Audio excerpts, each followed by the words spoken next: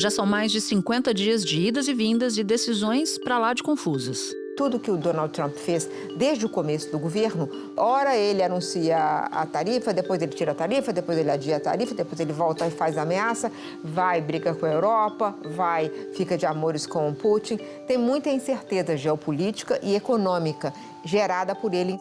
O cenário de incerteza se ampliou no último domingo, quando a Fox News exibiu uma entrevista com o presidente dos Estados Unidos. Trump foi questionado sobre o impacto das tarifas e se espera uma recessão este ano. O presidente americano não respondeu sim ou não. Trump afirmou: "Eu odeio prever coisas assim. Há um período de transição porque o que estamos fazendo é muito grande. Estamos trazendo riqueza de volta para a América. Isso é algo grande e leva um tempinho." Ao ser evasivo, todo mundo entendeu que Trump admite uma certa recessão em nome de um projeto econômico maior.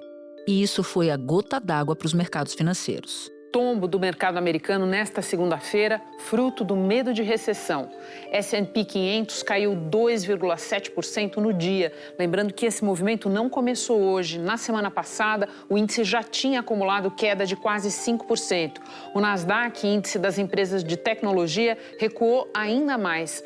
4% hoje, chegou a tombar 5% no pior momento do pregão, o que não acontecia em um único dia desde 2022. A declaração do presidente despertou mais temor no mercado que já andava nervoso, com o fim dos cortes nos juros e até a possibilidade de aumento na taxa. Segundo a agência Reuters, as bolsas americanas perderam hoje, em valor de mercado, 4 trilhões de dólares. E sem clareza sobre o futuro, a economia americana pode perder fôlego e até encolher. Assim explica o economista Alexandre Chaya. Essa incerteza é que está fazendo que os empresários parem simplesmente de fazer planejamento. Eles não querem mais olhar para o futuro e falar: eu acho que daqui a 2 anos, 3 anos eu vou fazer tal investimento para ter retorno, porque ninguém sabe o que vai acontecer daqui para frente. Uma crise de confiança que já começa a ser sentida pela população. Uma pesquisa que foi realizada com 220 CEOs americanos descobriu que a confiança empresarial, nesse momento, está no nível mais baixo desde novembro de 2012. O Wall Street, que estava desde o início da campanha do Trump dizendo vai vir a liberdade econômica, descobriu que a liberdade econômica se chama bagunça econômica. E bagunça econômica tira qualquer cálculo econômico do prumo, né? Criou uma situação em que essa incerteza piora a economia. Pela primeira vez desde o início do seu governo, o índice de aprovação de Donald Trump ficou abaixo da desaprovação. 48,1% dos americanos desaprovam a gestão de Trump, enquanto 47,9% aprovam. O levantamento é do estatístico Nate Silver, conhecido nos Estados Unidos por suas análises de pesquisas eleitorais. O índice de recessão na maior economia do planeta é preocupante justamente porque tem reflexos no mundo inteiro. Inclusive aqui no Brasil, que já começa a enfrentar o tarifaço de Trump sobre os produtos de aço e alumínio. A decisão americana de taxar a importação de aço e alumínio atinge em cheio a produção nacional. O Brasil é o segundo maior exportador do aço para o mercado norte-americano. Foram 4 milhões de toneladas no ano passado. O país só perde para o Canadá. De acordo com Fernando Haddad, o setor de aço demonstrou também preocupação em relação à possibilidade de o Brasil adotar medidas de retaliação ou de reciprocidade contra produtos americanos.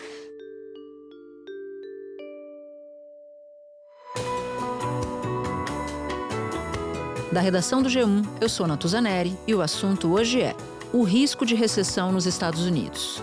Quais fatores podem piorar o desempenho da economia americana e como os efeitos seriam sentidos ao redor do planeta? Meu convidado é Otaviano Canuto, membro sênior do Policy Center for the New South e professor na Universidade George Washington. Economista, ele foi vice-presidente do Banco Mundial e diretor executivo no FMI. Quinta-feira, 13 de março.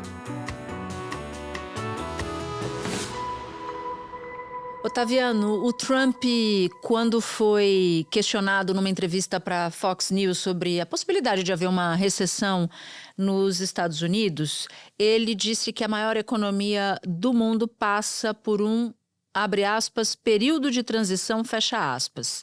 Eu queria entender que momento da economia americana é esse, se você de fato vê alguma recessão no horizonte e como esse barulho de recessão iminente bateu por aí.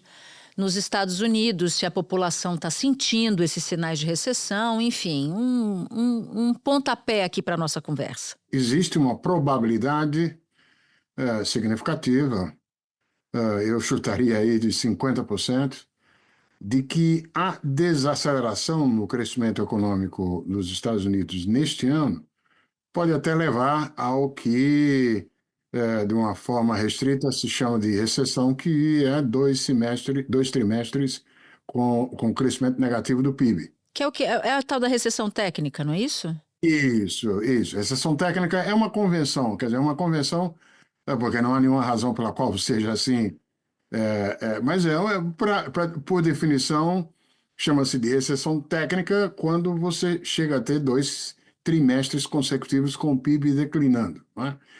Olha, o que nós temos certíssimo hoje como previsão é uma revisão para baixo que já está sendo feita por todos os analistas que eu acompanho, no crescimento econômico dos Estados Unidos esse ano. O presidente Donald Trump tem sofrido pressão por parte de grandes empresários, bancos e economistas para acabar com a guerra tarifária. O risco é que o país caia numa recessão. A previsão de uma das maiores instituições bancárias dos Estados Unidos, o JP Morgan, prevê um risco de 40% de recessão, uma porcentagem maior do que no começo do ano, quando a avaliação era um risco de 30%.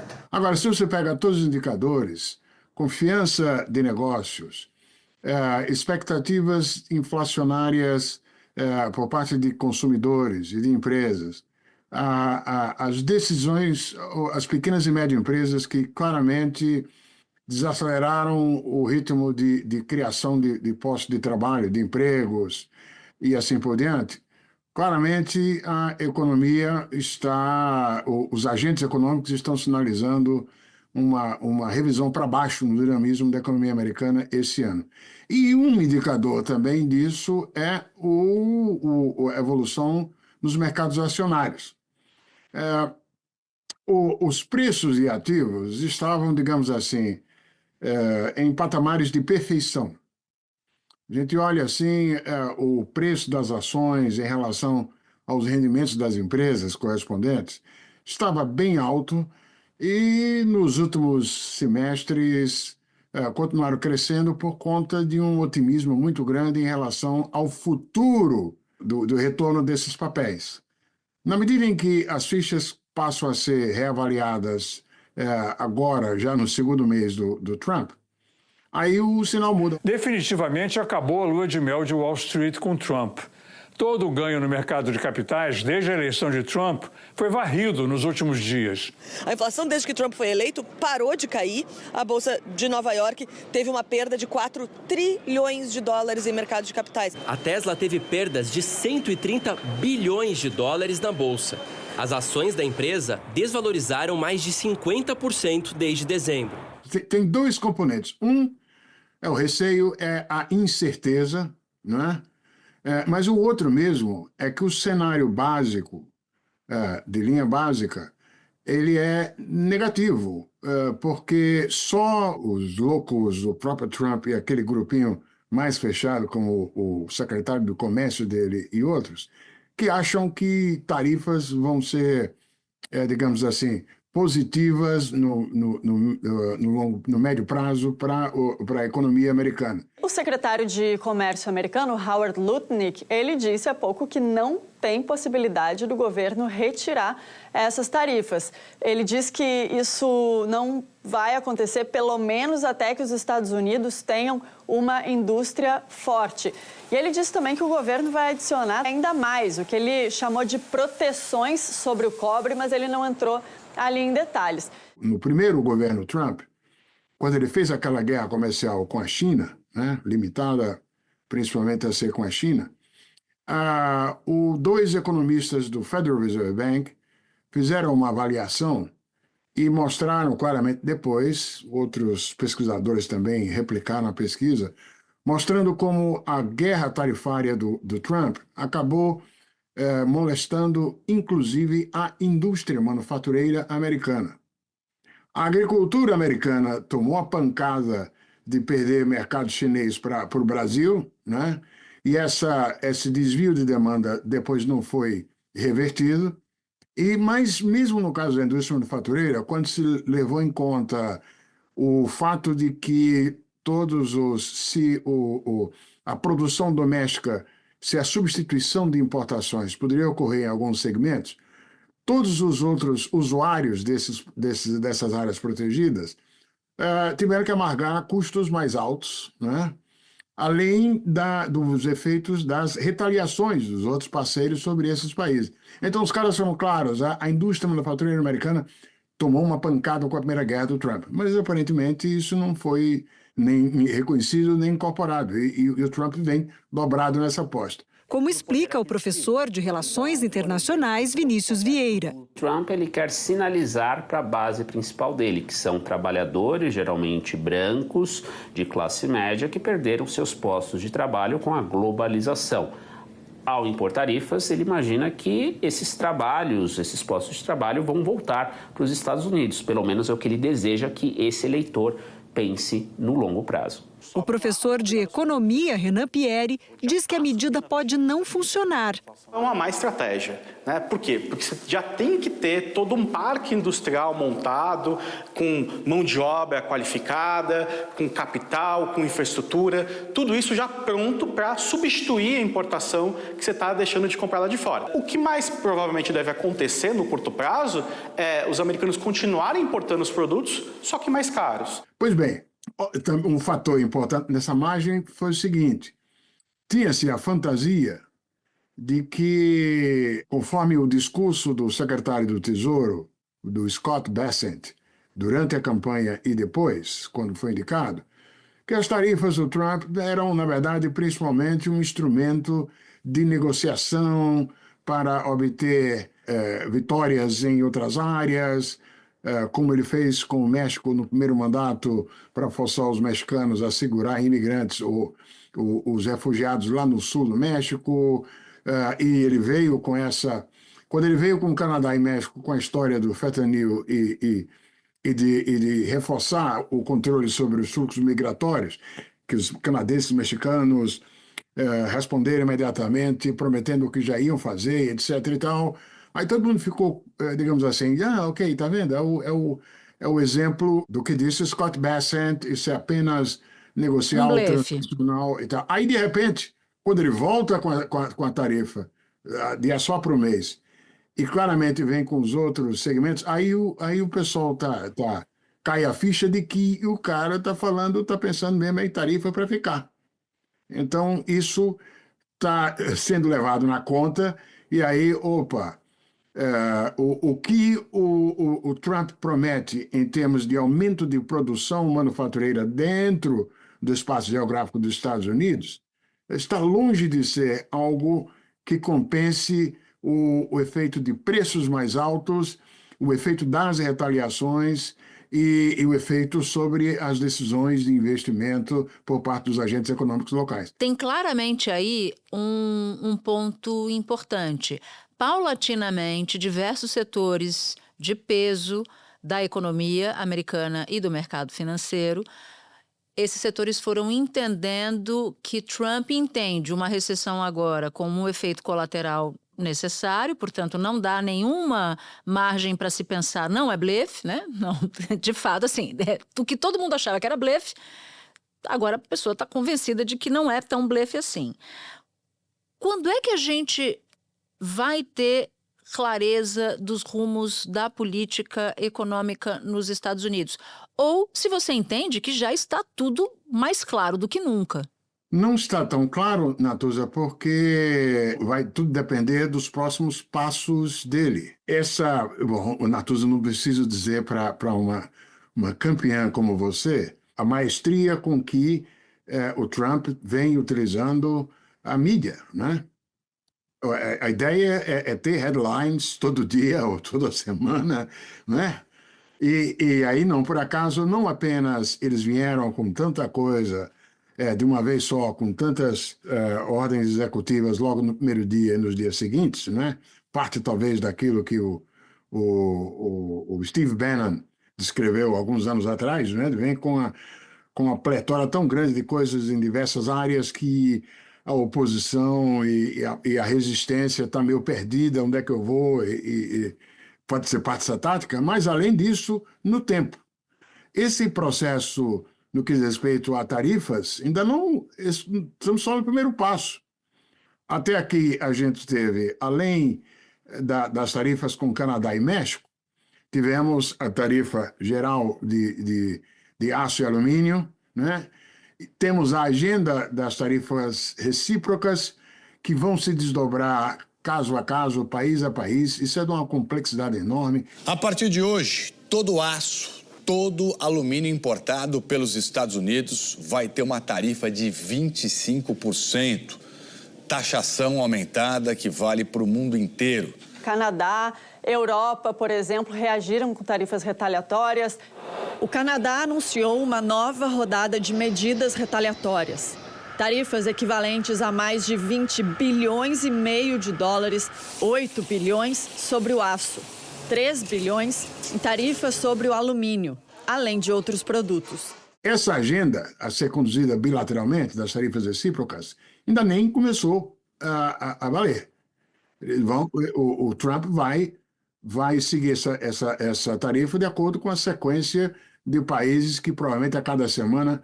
O próximo vai ser a Europa. Ele não pode deixar de botar alguma coisa adicional em cima de Europa, e assim como vai fazer com Coreia, com Japão e com outros asiáticos, porque senão essas tarifas sobre Canadá e México seriam um tiro no pé, mas tão profundo, porque hoje, como está, a indústria manufatureira dos Estados Unidos tem seus produtos atravessando a fronteira, vai e volta, Canadá e México, né? Todo mundo fala no automóvel, mas não é apenas no automóvel. E se você, digamos assim, isso existe, não é por acaso, é porque essas empresas encontraram nessa configuração geográfica maior eficiência, menor custos, e eles têm que concorrer com as importações dos oponentes do lado de fora, né? Então, se você faz um negócio desse, de um jeito ou de outro, mesmo que as plantas do Canadá e as plantas do México sejam repatriadas para os Estados Unidos, o custo vai aumentar. Ora, ele vai ter que botar também tarifas mais altas em todos aqueles que concorrem com essa indústria manufatureira. Então, isso ainda vai se desdobrar. Nós ainda vamos ter aí sequências específicas sobre Europa, sobre Coreia, Japão e, eventualmente, sobre até chegar ao Brasil. Espera um pouquinho que eu já volto para continuar a conversa com o Otaviano.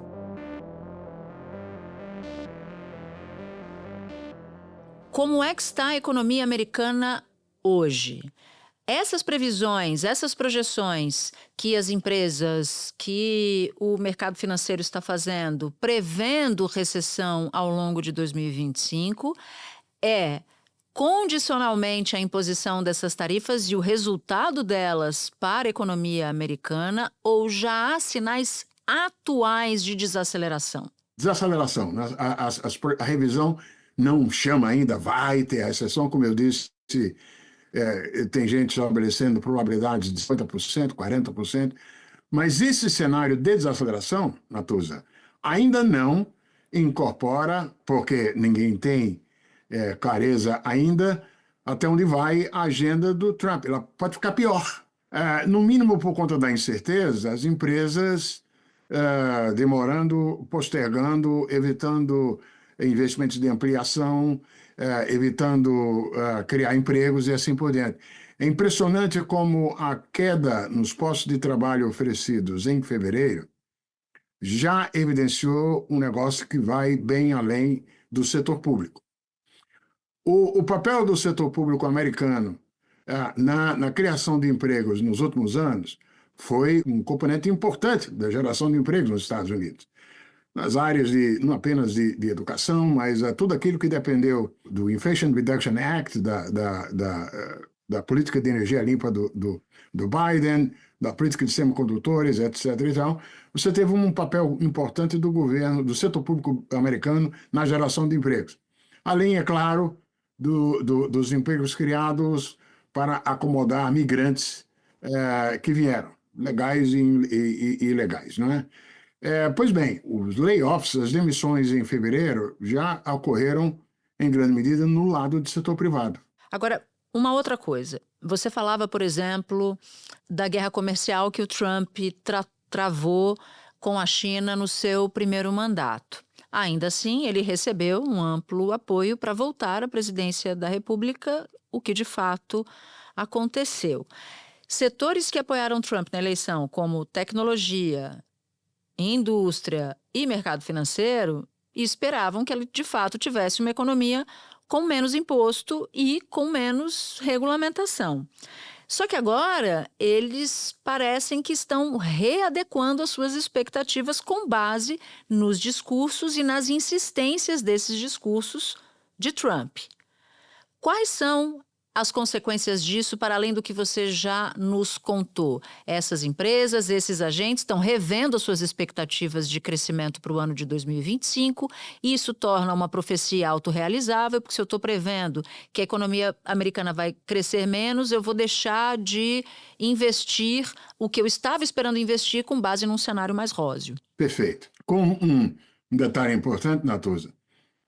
Tanto a primeira vitória do Trump como essa segunda vitória do Trump não refletiram primordialmente êxito maior ou menor no crescimento econômico. Trump não conseguiu se reeleger, em grande medida por conta de contaminação do procedimento dele durante a pandemia, mas assim como ele capturou na primeira vitória dele e conseguiu usar essa mesma base de captura agora na segunda eleição, é um problema mais grave, mais profundo. Você tem que se expressa no sentimento anti-imigração, que, aliás, é o mesmo fenômeno que esteve presente por detrás da vitória do Brexit no Reino Unido, por mais que depois muitos britânicos tenham se arrependido.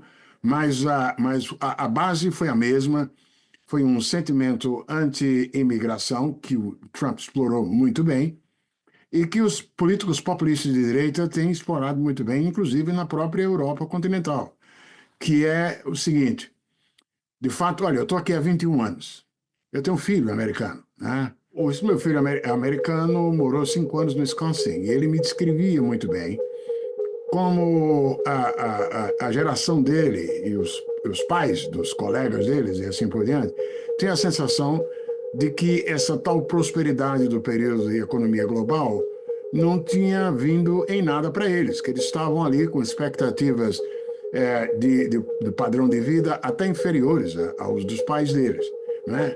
Que os ganhos com globalização eram, na verdade, isso é verdade, estatisticamente é visível como são os estratos superiores de renda aqui nos Estados Unidos e na Europa continental, em menor medida, foram incorporados pelo pessoal de cima. E aí os populistas vêm e dizem para essas pessoas, vendem uma coisa falsa ou incompleta, como é típico de populistas. Só, olha, a culpa não é sua, a culpa é dos produtos chineses e a culpa é desses imigrantes latinos, desses mexicanos. Então vende aquela fórmula mágica de deter imigração, expulsar se puder, que aí a malta de baixo volta a ter padrões de vida crescentes com o tempo. Foi esse sentimento, essa ilusão que deu vitória a Trump, antes e agora, né? É claro que a razão, infelizmente, o Biden teve o ônus de viver ao longo do período em que os choques pós-pandemia trouxeram inflação. E como bem me explica meu filho, meu pai, o senhor não compreende. O desemprego afeta uma pequena parcela da população, enquanto que a inflação mais alta afeta todo mundo. Saiu também o índice de inflação dos Estados Unidos. O índice de preços ao consumidor subiu 2,8% no acumulado de 12 meses. E, de fato, a inflação mais alta por conta não de falhas do governo Biden, mas de choques da pós-pandemia, levaram a essa percepção de inflação não recuperada nos salários nominais. E como é que está essa sensação hoje? Como é que está a inflação hoje para os americanos? A inflação ela já vinha caindo, né? E ela agora, por enquanto, ela ainda não está sentindo o impacto que sentirá quando vierem tarifas. Ou seja, na fotografia deste momento, o americano médio não está sentindo na pele ainda o resultado de uma política econômica que vai gerar inflação lá na frente. Mas olhe que as pesquisas já estão mostrando uma queda de aprovação da gestão econômica do Trump pelos seus eleitores. Uma pequena queda, é o segundo mês do governo. Mas várias fontes confiáveis, consideram, já detectaram essa percepção de que o eleitor americano diz, opa, voltamos no Trump, mas a gestão econômica e tal já tem muita coisa preocupada. As principais preocupações dos americanos, que são a economia e o custo de vida. 54% desaprovam a gestão econômica de Trump. E mais da metade dos americanos também reprovam a política de comércio internacional do presidente, que tem aumentado as tarifas e pode impactar na inflação. E por fim, Otaviano, eu queria entender o seguinte: se essas expectativas se confirmarem e a economia americana entrar em recessão técnica, ou seja, 2 recuos no PIB seguidos, em 2 trimestres seguidos, qual é o efeito disso para os americanos? Eu já sei. Para o Trump a gente também já sabe, porque ninguém resiste, o governante não resiste, a sua popularidade não resiste à inflação alta. Mas e o resto do mundo? O que acontece com quem está fora dos Estados Unidos? Vai sofrer também. Evidentemente, porque numa guerra comercial, dificilmente você tem um ganhador, como promete o Trump, né? Que a despeito dos efeitos transitórios, etc. e tal, o PIB manufatureiro americano vai ganhar, etc. e tal.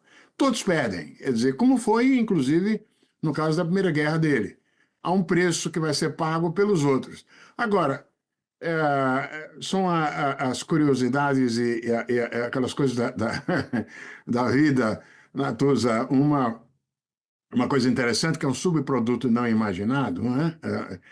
É que o Trump, como bem expressou num belo artigo do Financial Times, acho que na semana passada, o Gideon Rachman, ele escreveu um artigo botando no título o seguinte: Trump está fazendo a Europa grande de novo.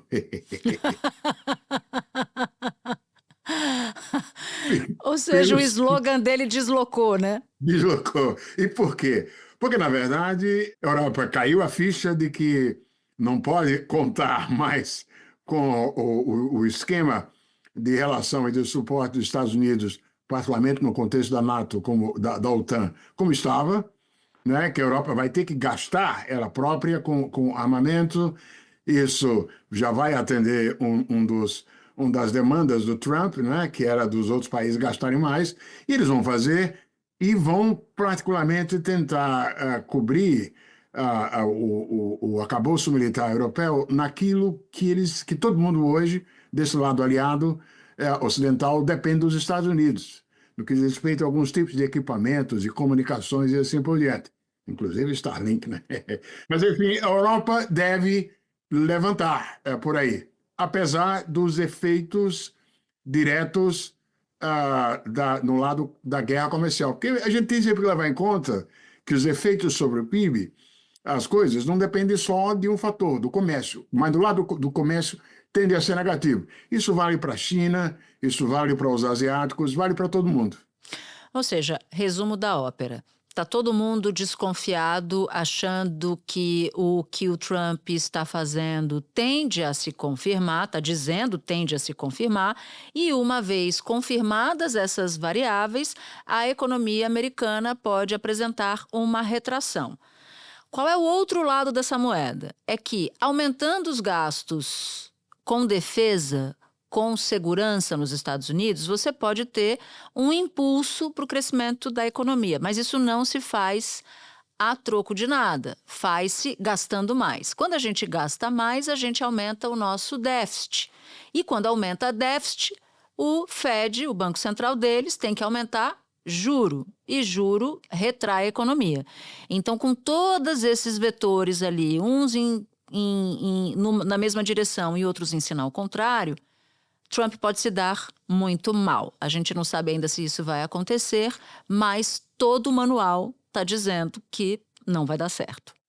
Para não falar da desordem fenomenal que vai imperar durante bastante tempo no funcionamento do setor público, por conta do modo caótico e completamente idiosincrático do DOGE. O decreto assinado pelo presidente determina que as agências do governo façam cortes de pessoal e que poderão contratar, no máximo, um funcionário para cada 4 demitidos. E caberá à equipe de Elon Musk aprovar essas contratações. Um poder sem precedentes dado a um cidadão que não foi eleito nas urnas e nem teve o nome submetido ao Congresso para aprovação. Quase 10 mil servidores foram demitidos, colocados em licença ou obrigados a parar suas atividades. É impressionante como algumas funções básicas, supervisão de usinas nucleares, controle de tráfego aéreo, a disponibilidade de trabalhadores do setor público para fazer isso está encolhida com o tipo de demissão que o DOGE começou. Essa também é um fator grave. Além do efeito que é o seguinte, definitivamente vai haver menor disponibilidade de mão de obra em áreas como construção, como na agricultura, né? E em hospitalidade. O sentimento negativo contra a imigração, ele é claro, passa por cima de um outro lado, que é o benefício que a imigração traz para esses países que já estão em era de declínio da população por conta do envelhecimento. Você mencionava ali o poder de pauta de Trump, que vem de uma estratégia, Steve Bannon, que já dizia isso lá atrás, antes mesmo do Trump assumir o primeiro mandato. Eu só consigo te dizer, a partir da minha observação do que foi o governo Bolsonaro, que foi pródigo em pautar a opinião pública, pautava isso todos os dias. Se você sabe pautar muito bem os assuntos que vão ser discutidos pela sociedade, mas se você não entregar para a sociedade o mínimo do que a sociedade espera, o poder de pauta vira uma artilharia que não te faz vencer o inimigo, né? Dito isso, tem mais esse agravante. Se ele não entregar o que ele prometeu, ele pode pautar o quanto quiser, que ele pode terminar o mandato numa situação de popularidade pior. Vamos ver se o Trump dobra a aposta, a sua própria aposta, ou se ele é convencido por esses conselheiros e esses agentes poderosos da economia brasileira de que é preciso mudar de rota.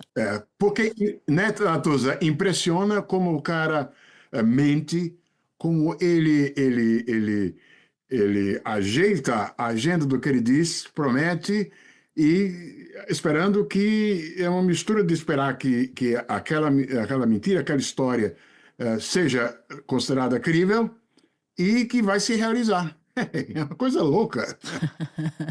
Otaviano, muito obrigada pela sua disponibilidade, por seu tempo em nos explicar o que está acontecendo por aí, nesse país em que você vive há mais de 20 anos. Obrigada. Valeu. Um abraço, Natuza.